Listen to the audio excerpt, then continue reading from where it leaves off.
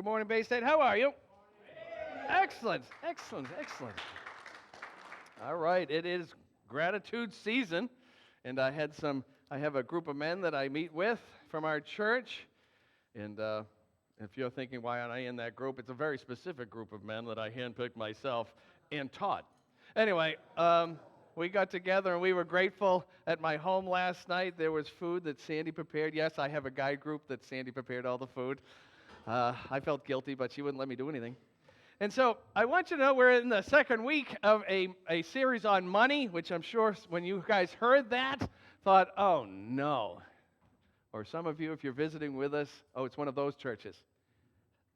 I'm in it for the money. Let's just write that down. I just love that over the years. You're in it for the money, Pastor. You just want to brainwash us because some of your brains are dirty, okay? And when it comes to money issue, I have tried to avoid it with everything that is in me. I actually have some, I think, very biblical thoughts about finances. And Jesus even told us how to pay our taxes, all kinds of stuff about finance. And it's one of those things. Here's a true statement. Your money and your finances and your resources are Jesus' biggest competition for your heart. That's just Bible. Wow, you guys are in the front row. That threw me off. Were you bad? Can we get them? Put them in the balcony or something? Sorry, that's going to be hard. All right, so I do spit. Sorry, just ahead of time. But when it comes to finances, I try to avoid it because I think it's funny, around here on the annual business meeting, you can come and we showed on the big screen how much I make. And this year, I thought we'd do something different and put your salary up there. And that way, because I believe Christians tithe, so if you have trouble with that, come next week. You're going to hate it. I think Christians tithe. That means 10%. And I think that's cool. So if you multiply your giving letter that you'll get from our church and multiply it by 10, that should be your salary. That's how that works. It is quiet. Thank you for being here this morning, Sandy. Sandy's my wife. She's in the room in case I do something wrong. She was called in from last week. I really, in my estimation as a preacher of the gospel, I'm not going to be shy about it because the Bible does address it. And if you don't agree, that's fine. I couldn't care less about your finances. I really couldn't. I'm concerned about mine, and I'm all for. I believe that the Bible is the final authority for both faith and practice in my life as a follower of Christ. And where he hits other areas, if he can predict his death, burial, and resurrection, pull it off. If he mentions finances, I'm going to listen. And so when it comes to money, it's up there to me with the gospel itself.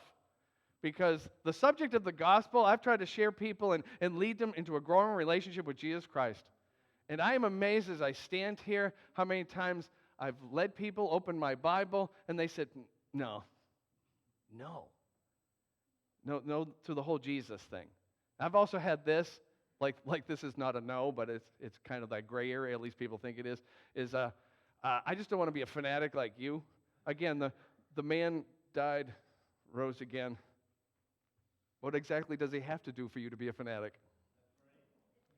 And so again, when he does mention money in the Bible's full of principles that you can live by and should live by, it is just wise.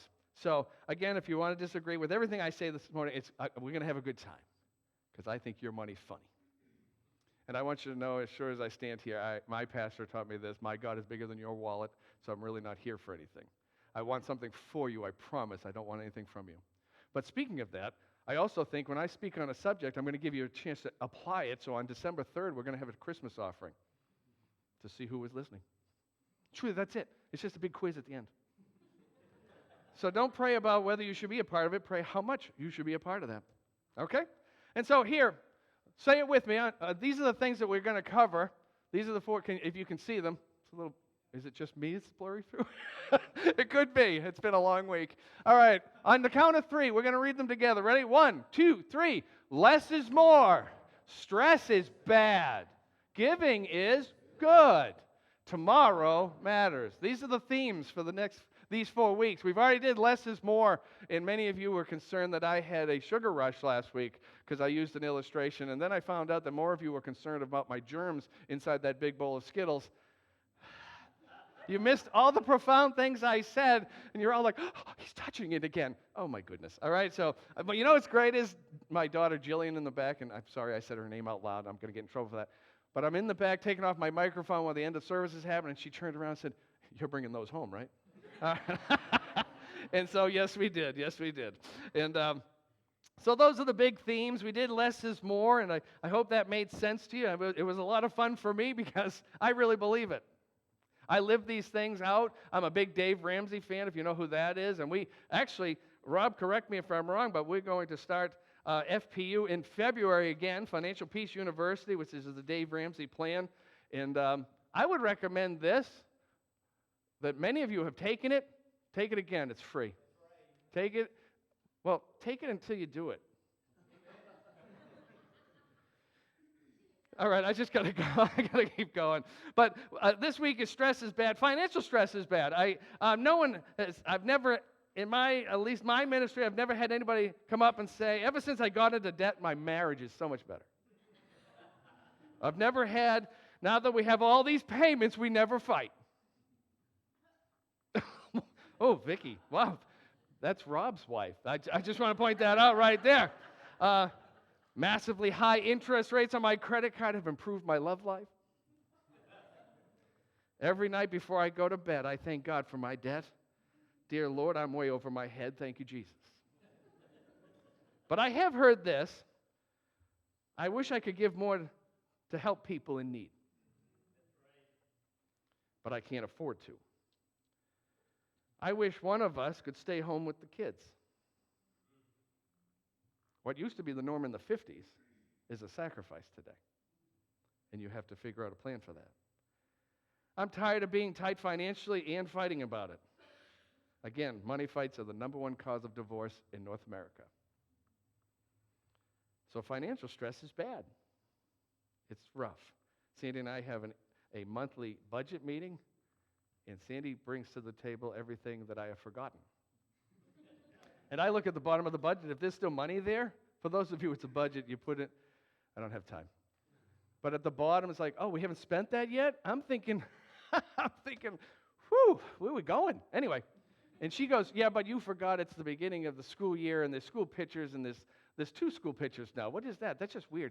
And talk about being in it for the money. That's a protection racket. Anyway, sorry. I'm going to apologize now because it only gets worse from here. But she brings stuff, and we work together, and we kind of just agree at the end of that meeting, this is where's our money is going. There's nothing glamorous about it, but I've yet seen some people take the FPU class, and they got together, and and even Dave Ramsey even goes, one of you will cop out and say, whatever you want, dear. Work together. It works. It'll just do wonders for us. That's why we have it here at our church, because it did wonders for us. And we weren't like just angry at each other. Well, I wasn't angry. But it came out as we took the class that as we just sharing stuff, I would say I would work and she would just handle the bills. Sounds great to me. And I would say once in a great while, because I don't need much. I just don't. I said, do we have money in the account for this? And she would just go, yes. And now that we're working together, I found out that she loves me so much, she didn't want to tell me no because I work so hard. It's like, and so now she's figuring out how to pay the electric bill because I wanted something.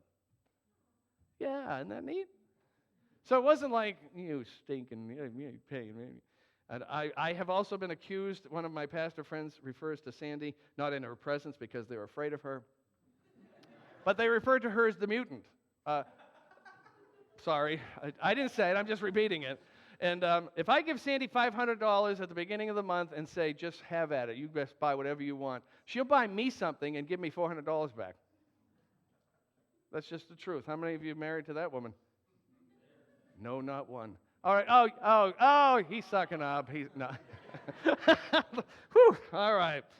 This is a true story. And just, again, I'm going to do some math for you, and you can, well, those numbers, and some of these are outdated numbers. Some of them are not. I've looked up some, what's the going rate for, car payments and stuff like that, and it's astronomical and stupid, frankly.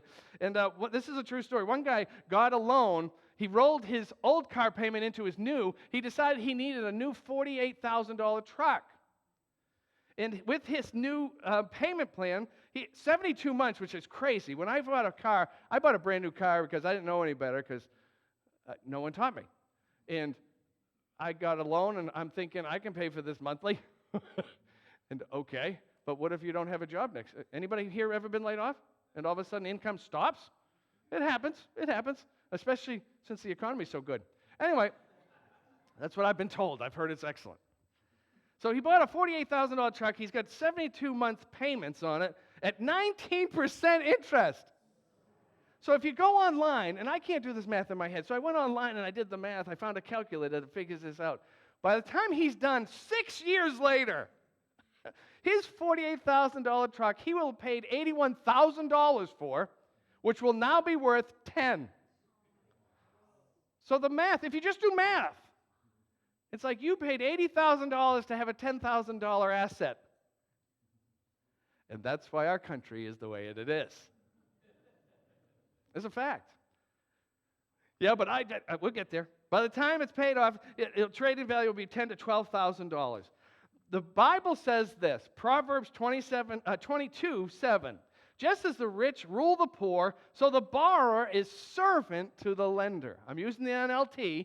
I think in the KJV, because that's what I grew up on. And it says, you are a slave. No one wants to be a slave, but yet we'll sign those things every time. And if you don't think you're a slave to people that you are borrowing from, try to stop paying on it. I own a beautiful home. Do you? Don't make the next payment. See what happens. And all of a sudden it becomes the bank's home. Is that not correct? I have paid off my home, and I still have to pay. I think it's funny. I have to pay for the ground it sits on, which is the same amount as our first rent payment monthly. But I'm old. He's the encouraging one for those of you visiting. So I think it's interesting, and I told you this, and again, if you have any doubts of what the Bible teaches, it teaches that if you are borrowing, you are a servant to the lender. And this gets personal, it gets embarrassing, and we feel helpless and hopeless, and sometimes we just don't understand it. Sometimes we just don't do the math. In all honesty, when people started doing the math for me, it's like, oh my goodness. And, I've seen a lot of this, we kind of have the equivalent of, la, la, la, la, la, I just don't want to hear this. And that's fine. Again, just wait till next week we talk about giving. Oh my goodness. But in Deuteronomy chapter 15, Old Testament, Deuteronomy chapter 15 and verse 6, this is God speaking to the nation of Israel, his chosen people. Can I have that verse? Because I gave my copy to you, Matt. Well, I gave you my copy, so I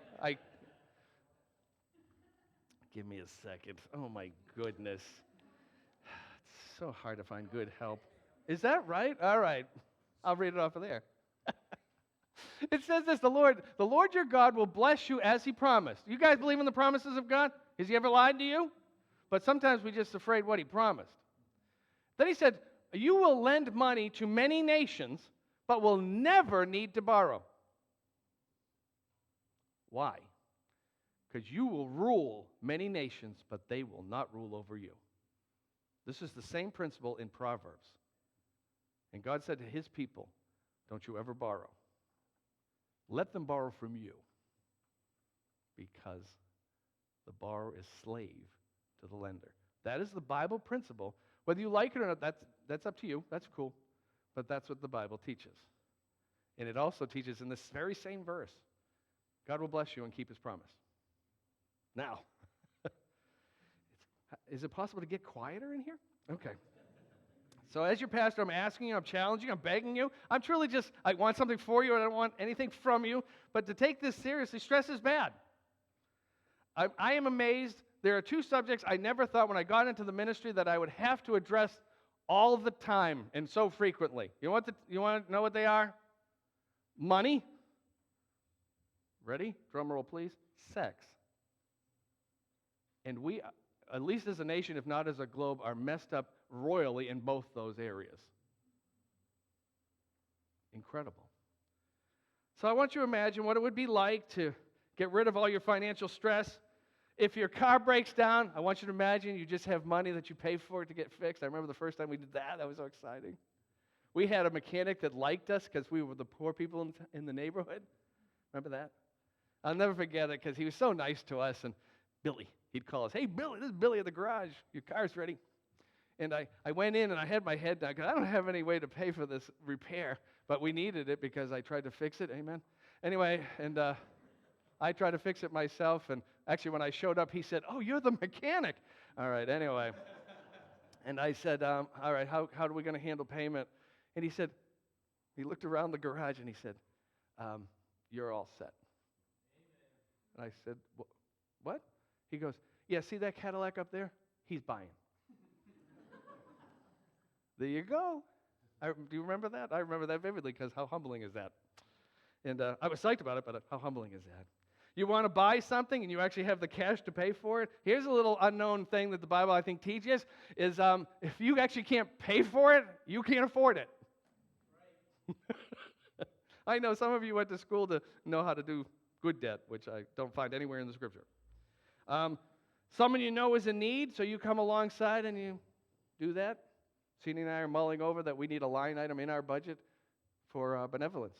We want to help people. We don't want to talk about helping people. We actually want to help people. See the difference? And so, how about this one? You have the week off, and the only question is where you want to go. Wow.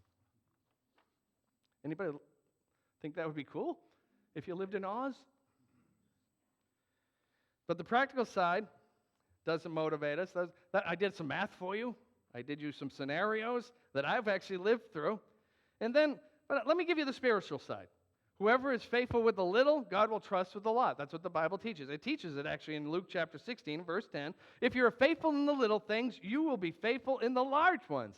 But if you're dishonest in the little things, you won't be honest with greater responsibility. Wisely managing your resources is pleasing to God. It actually falls under worship. That's why when we give here at our church, it's part of worship. We have gotten, actually, in American Christianity, we've gotten used to the idea of our lingo is this. Brian takes the platform after the worship. And worship has become singing. No, everything that we do from 10 o'clock to 11 or so is worship, including our giving. And Jesus says, actually in the New Testament, it was Paul, he said, God loves a cheerful giver. You'll hear this again next week when we talk about giving. If you can't give cheerfully, I want you to bloody well keep it. Because I don't need that hassle. Because a lot of us, we give and we treat this like a town meeting, like we're taxpayers. Well, where's my money going? Let it go, let it go.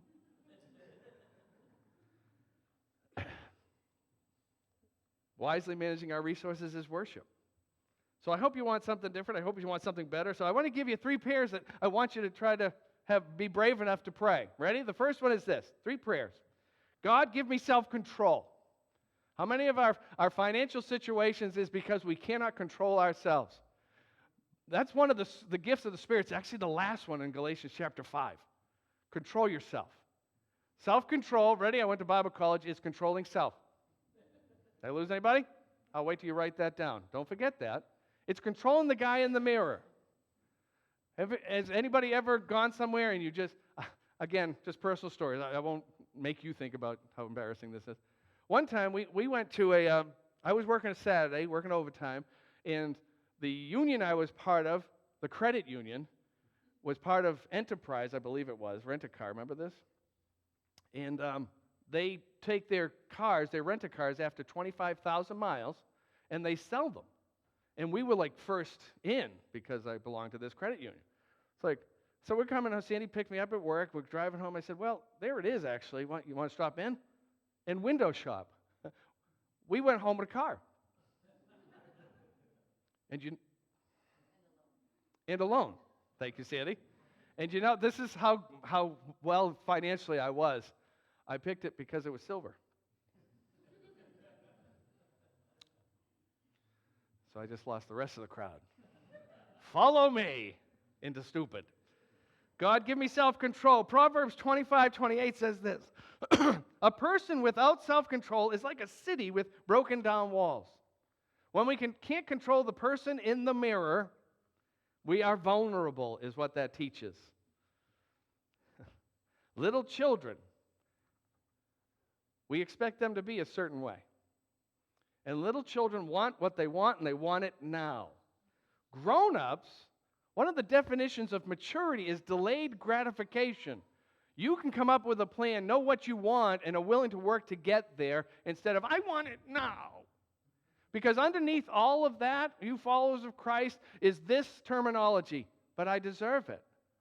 And I can't say it until Jesus comes. I can't say it until I'm blue in the face. You do not want what you deserve. I promise. That's why Jesus came, so I didn't get what I deserved. But we stomp our little feet, we hold our breath until we get our way. And I've done that to Sandy.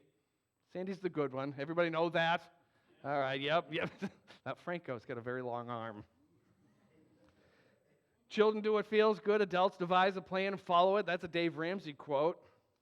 I love this. Let me separate the sexes here in the room.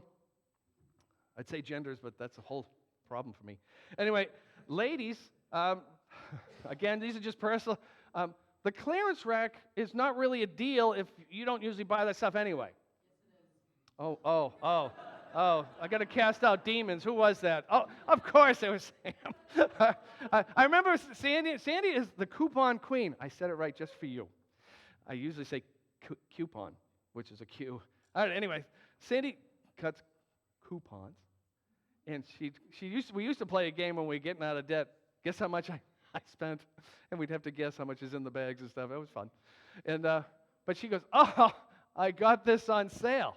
And it was some kind of food that we never eat. And I'm thinking, this is how my mind works. Well, that's great that you saved in that, but you could have saved all of it because we don't eat that. Remember that conversation? You don't remember? You don't recall that, Your Honor? Okay, very good.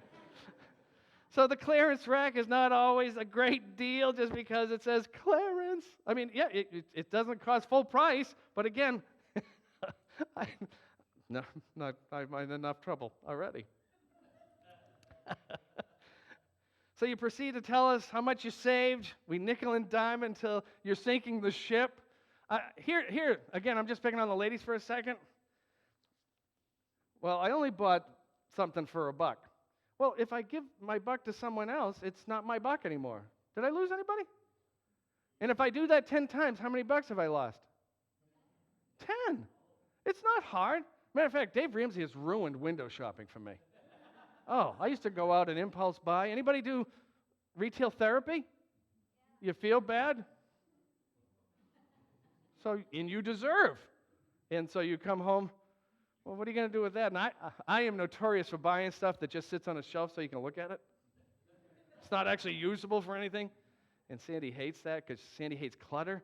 And the more of those things I buy, she hates it. So, which kind of makes me want to do it more. But that's another thing. All right? And then the ladies are sinking the ship slowly. But let's admit it, you just blow it out of the water just all at once. I need a boat. And I need a Sea-Doo, maybe 2, because I don't want to drive alone. That'd be silly. And we can take the Sea-Doos out to my boat. Okay, because you need that, because life is short. And this is true, and I've seen this. I might even have lived this. And we need a 4-wheel drive truck to tow all this stuff, because that'd be silly. And a trail. Wow, I'm getting convicted for you, Rob. Anyway. So we all do this, but God, give me self-control. Luke chapter 12, verse 15. Then Jesus said, beware, guard against every kind of greed. Life is not measured by how much you own. If you learn to say no now, like a grown-up, later you can say yes. I promise. But you know what I am finding? I have mentioned, and we've made fun of it, and I'm okay with it. I drive a Fiesta. Because I don't want to pay the gas some of you guys are in your trucks. I don't know if you needed your truck or it's a status thing. When we used to before I started Bay State, we ministered in a church in East Boston. East Boston is 2 miles long, and at the time had 40,000 people. It's probably 60,000 now, living in triple deckers on top of each other. And we would just come in a couple of times a week because I don't want to live there. And then it would snow. It's New England. And you'd have to dig out your spot, and they'd put chairs, and there would be fights because you took their spot because they shoveled it out. And I'm thinking, again, I'm from the outside. I'm coming in thinking, well, if I lived here, I would get the smallest car. No, they all had like Lincoln Town cars. It's like, how does that make sense? Because it was a status thing. It's like, you've got to be kidding me. Sandy and I traded cars this week because Sandy's doing real estate and pretty much all over New England. And my car has better gas mileage. So I got to drive her big SUV. I came here, once a day all week and went home and had to fill it at twice the money that my Fiesta takes. So again, I can do math real fast like that. So again, I told you last week, if you have a dent on your door, it's because someone in a Fiesta parked next to you and just lets it open. But some of you get out and we don't want to scratch anything. Oh, park right here. I'm sorry, I couldn't. One time I got an opportunity to buy a award-winning Corvette. No kidding, as I stand here. It was my father's neighbor. He had brought it to shows. He said, I'll even throw in all the trophies. But I am so built and I have an addictive personality. If you scratched that, I'd cry if I owned it. I don't want a car that I just can't go, boom, and hit it. Sam, is that your phone? No, it's not me. So, listen, you can say no for a little while, and you can say yes later. Oh, I have a list of things. I just made this off the top of my head. I'll save us some time. I know some guys who play golf like constantly. There's two reasons I don't play golf. I'm not good. I can't afford to play golf. I just can't justify it in my head, especially if I have to pay to play as poorly as I play. That doesn't make any sense to me. I can't add it up. But they still keep trying to get me to get lessons. How many of you need the newest gadget? This is me avoiding eye contact. I don't actually even want a new app. Well, there's an app for that. I don't care. I don't care. But it does this. I don't care. And it's free. But we all need our newest gadget. A $5 cup of coffee.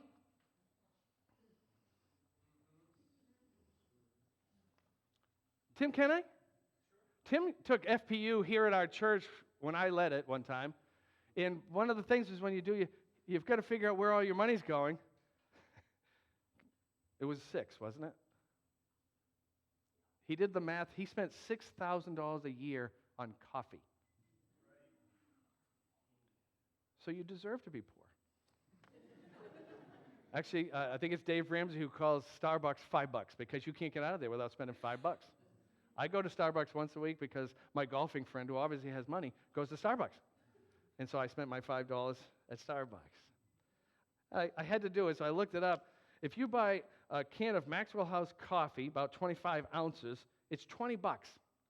And then I did some math, and I found this information. I love the day and age we live. Is you could get 23 days worth of 2 cups a day for $20. Moving along. We hate math, don't we? Here's one. Does your 12-year-old really need an iPhone? Uncomfortable and awkward.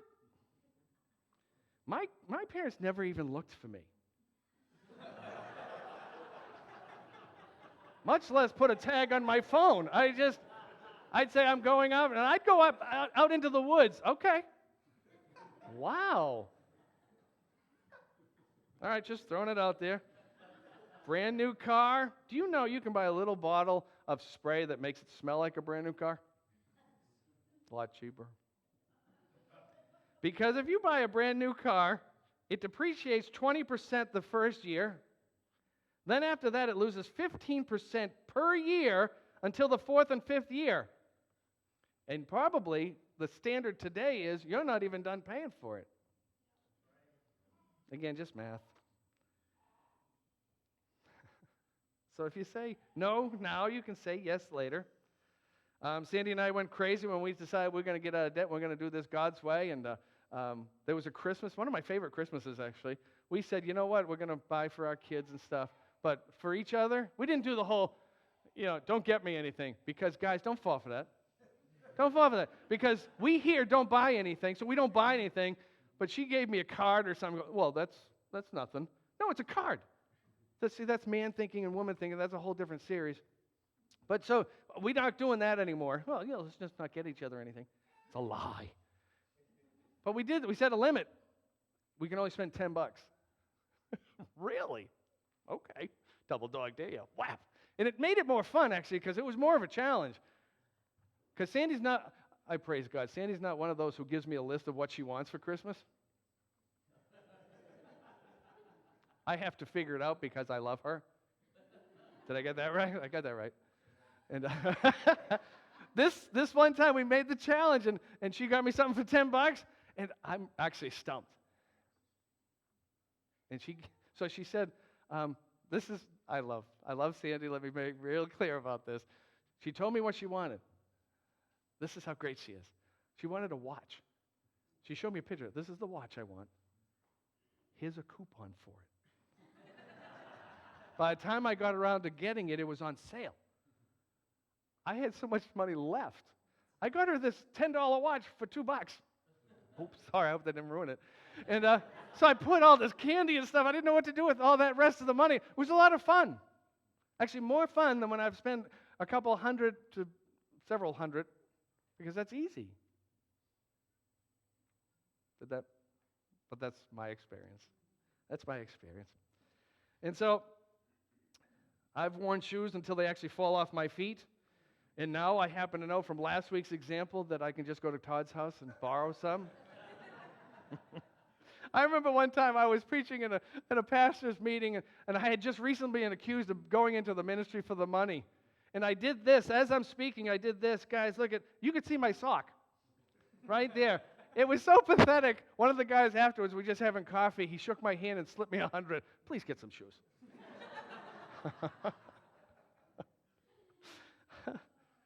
I will never go back to car payments. For those of you who think that's the cure-all, there's no way. And we tithe the whole stinking time, because write this down if you miss everything else. This is a Bible principle. It's a principle. You cannot break it like a law. You can only be broken against it. You cannot outgive God, period. That's just a fact. I have lived that one out, still living it out, and you can watch as I do so.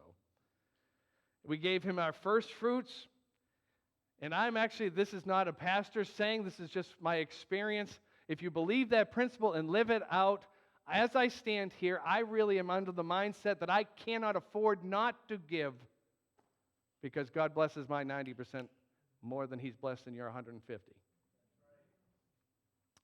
We have lived that out. It's crazy. You can't outgive God. We need to learn to say no now so we can say yes later.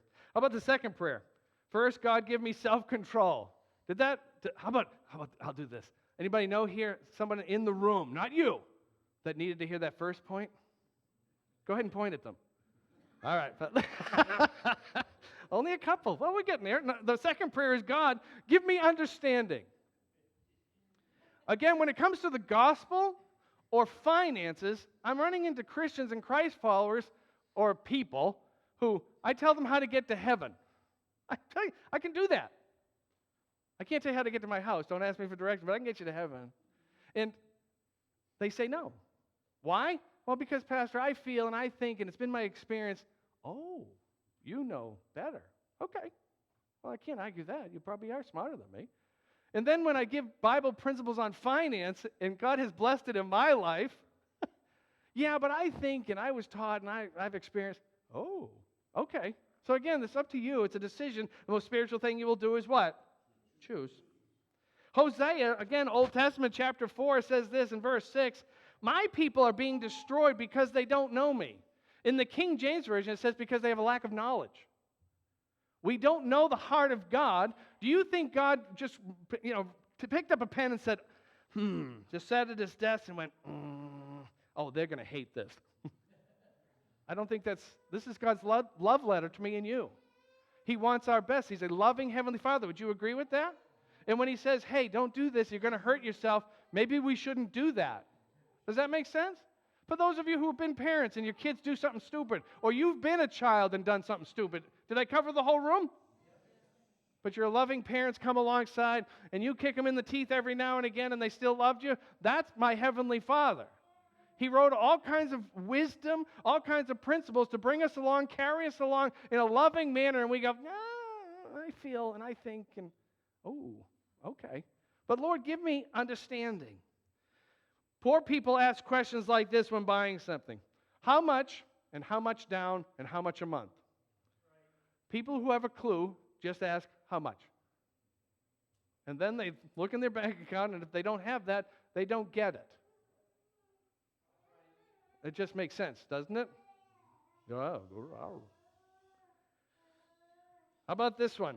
Of those carrying credit cards, I did cut up my credit cards because I'm a big Dave Ramsey fan. We did cut up our credit cards because I was tempted, as long as I had a credit card, to use it as an emergency fund. I have an emergency fund of 3 to 6 months, and it didn't fall from heaven. I had to have a plan. But you know how weird that is? That's one of my favorite discussions Sandy and I have ever had. We got to that step of have 3 to 6 months in an emergency fund. You realize if you have an emergency fund, you can have an emergency and still save money and be smart? At the same time. It really is. It's like sharing the gospel with people because I know you guys already have a handle on this. If you have credit card balances, the average debt, I looked these up, there's varying different amounts, but the average debt, credit card debt in America per person is $16,000. If you pay $250 per month on $16,000 at 19% interest, you might want to check that interest rate. At 19%, it will take you 40 years to pay it off, and you will, by the end, have paid $105,000. It has been wisely said, you have credit card debt because it's not because you're doing math. If you invest $16,000 at 12% over 40 years, you'll end up at my age at $1,500,000. Enjoy that car and enjoy that credit. If you invest $16,000, I love this. If you add $16,000 into an account and add the $250 you were paying to credit cards at the same 12%, again, I know the market, according to the administration, everything's going great, but my IRA is, all right? But you do that over 40 years, again, from let's say 20 to 60, you'll have $4 million. Just math. You can check that math if you'd like. So here it is. I put it in here, a little commercial for Rob. Rob runs our FPU class every February. February 13th will be the first class. And again, I encourage you as your pastor, if you've taken it, take it again. And I know I said it lightly, but I'm going to say the exact same words, and I mean it from my heart. And this time, do it. Because I've seen people get excited about the information and how it just makes sense, and math is easy, and math can work in your favor, and then you get into real life, and all of a sudden, you're hit in the face with you and the situations, and you get distracted by everything that's around us. If you keep your eyes on Jesus, He has a plan. Last prayer. Lord, give me self-control. God, give me understanding. And God, would you give me a plan? Proverbs 21:15. Good planning and hard work lead to what? Prosperity. But hasty shortcuts lead to poverty. I looked up haste. It's a Hebrew word that means retail therapy. When we make things on the spur of the moment because I deserve it. I mentioned last week, you weren't in the room. I have a very addictive personality, so if I start to collect something, I want all of them. So I try not to collect anything anymore because I want all of them. And I used to collect comic books for a little bit, and I have a couple of rare ones. And I was in a comic book shop alone. And on the wall, there was one for $3,700. I'm thinking, I'm doing math. And I'm thinking, so if I buy that for $3,700, I minus one wife? I'm doing math. If I ever brought that home to Sandy in our budget meeting, how do you think that would go? See, now I give thought to some things, and her. We don't keep our money separate, by the way. This is Bible. Where your treasure is, that's where your heart is also. If you have separate accounts, those of you who are married, and I love you, and I say this kindly, by definition, by Bible definition, your hearts are separate. By all means, grab hands with the person you chose to do life with and say, what do you think we should do? And then come up with a plan together. Sandy and I actually do complete one another. I'm a dreamer. I would lift off the ground if Sandy wasn't around. She keeps me anchored. And I keep Sandy out of the rain. True, we just complement one another. And I'm a dreamer, and everything is just reality all the way. It's like, can you dream a little bit with me? And that's not, you can ask her. She's not going to admit it in front of all of you, but we've had the question, can you just dream with me? And she can't do it. She cannot do it because I don't need someone to walk through life with me. I can dream for both of us. And I can tell you stories, but we're running out of time. So you complement one another. And that whole, well, you just handle it. You do so well. No, that's not how this works. It'll really improve your relationship. I promise you that. And but again, I can't make you do it. I wish I could, because I would. So there is a saying, you can wander into debt, but you can't wander out. You have to have a plan. So here's the plan that we did. It's the Dave Ramsey plan. I'll just do it real quick with you. They call it the 7 baby steps. You start off with starting emergency fund of $1,000 because there will be emergency. We actually have an emergency fund and a car fund. Because how many of you, when there's a car emergency, there's a financial emergency? It's going to happen. That's like the law of thermodynamics. Is that too much science for you? It's going to run down. And great. I also learned recently that I just have to bring it to Todd. I'm very excited about that. Shoes and engines. Perfect, perfect. So you start off with a thought, well, that's not enough to do anything. No, it's not. So be real careful during that stage. And then why you have your $1,000 emergency fund, the second step was the debt snowball. You list your debts smallest to largest, you pay off the little one, and then whatever that payment was, you add it to the next one up. Don't worry about interest rates. Well, this one's got a less interest. You're not doing math anyway. So just take the smallest to largest and get some momentum. And our last one was our van, and there was a snafu in my pay, so I actually got $9,000 back 1 year. Which I'm thinking, that's how I think about our government when I pay my taxes. We're going to get in trouble because I got $9,000 back, and that's very unusual. So, and we just started this plan, and Sandy was selling stuff on eBay. I can tell you some great stories about that. She sold a pie server for $400. It had a chip in it. Anyway, but it was made of silver. Anyway, and we got to the last thing was our van. Oh, that's $9,000. And then Uncle Sam gave me $9,000. Now, I don't know about you. I struggle with, I'd like to have a pile of $9,000 and still owe $9,000. Because in my head, well, I have it covered should anything, but again, I wasn't doing math. And I love because Sandy compliments me. She literally set up the payment thing on the computer and she did the mouse and said, okay, go ahead, push the button. I couldn't do it. I couldn't do it in my head. And she goes, I can. Bang! 9,000 gone, but it drives different because I own it. Paid off our house. We worked hard for that. Every time there was a budget meeting, is anything left? Let's throw it at the house. Let's throw it at the house. Let's throw it at the house. Now I own that monstrosity. And I'm trying to figure out how you can stop paying property tax, but I don't think that's happening. So I may invent something that makes my house just hover. I just think that's funny. If I could. Anyway, so step number 3 in the plan. Once you pay off all your debts, now you know what you have? Money. This is not, it's. Number 3 is now you get yourself a grown-up emergency fund because something's going to break. Someone is going to break. I had to go to the doctor, and I'm going to say, some of you know the story. I may have surgery this week. Keep me in prayer, all right? I appreciate it. And I'm not worried about it. Matter of fact, I feel great, which is making me concerned. Why do I need surgery?